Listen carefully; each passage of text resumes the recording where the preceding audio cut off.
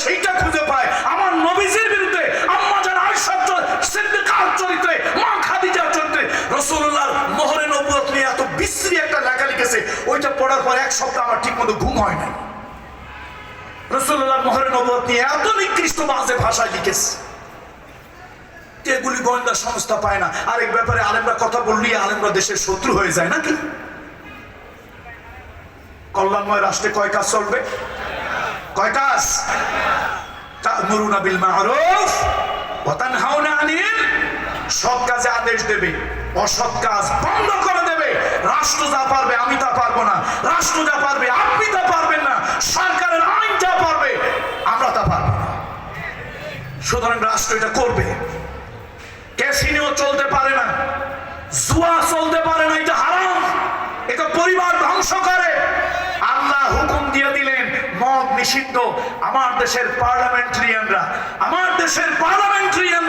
তার আইন করে দিল, বয়স যদি হয় 21 আর যদি থাকে লাইসেন্স তাহলে মদ বৈধ।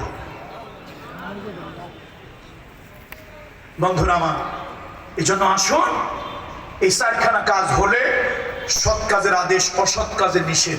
আচ্ছা, আপনি আমি যতই যৌতুকের বিরুদ্ধে কথা বলি, এটা কার্যকর হবে না? রাষ্ট্রের থেকে যদি আইন হয়, এই বল্টু মিয়া সল্টু মিয়া বিবাহ করবা কিন্তু যৌতুক নিতে পারবা না, এই আইন যদি রাষ্ট্রের থেকে হয় সেটা কার্যকরী হবে? যৌতুক হচ্ছে মানবতার বিরুদ্ধে কৌতুক, যৌতুক হচ্ছে একটা সামাজিক বেদি, একটা অভিশাপ। কত মা আমাদের কাছে চিঠি লেখে, বাংলাদেশের বিশাল বড় বড় প্রোগ্রাম করার জন্য যাই, কত মা আমার কাছে চিঠি লেখে চোখের পানি দিয়ে, হুজুর 2-3টা কন্যা ম্যাচিউরড হয়েছে, অ্যাডাল্ট হয়েছে, হুজুর যৌতুকের কারণে বিবাহ দিতে পারি না।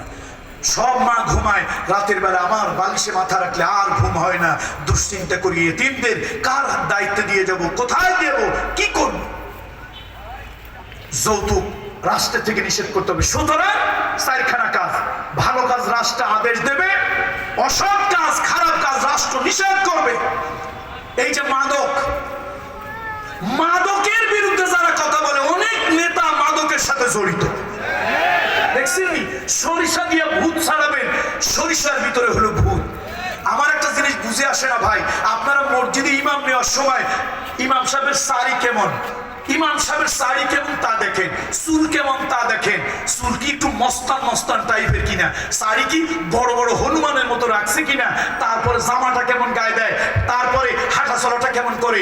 200-250-500 লোকের ইমামত করবে, নেতৃত্ব দেবে, নামাজ পড়াবে, ইমামের খুঁটিনাটি সব কিছু পর্যবেক্ষণ করে এরপরে চাকরি দেন। নামাজের ইমামের এত কিছু খুঁটলেন, সমাজের 4 লক্ষ 5 লক্ষ একটা কনস্টিটিউয়েন্সিতে 4 লাখ 5 লাখ ভোটার একজন লোককে ইমাম বানাবে।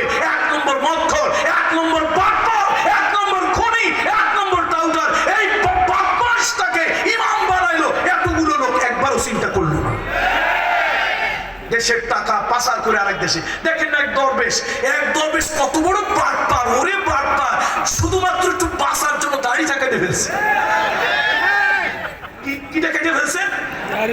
ওরে বাটপার, এই দাড়ি কি নবীজির সুন্নতের দাড়ি?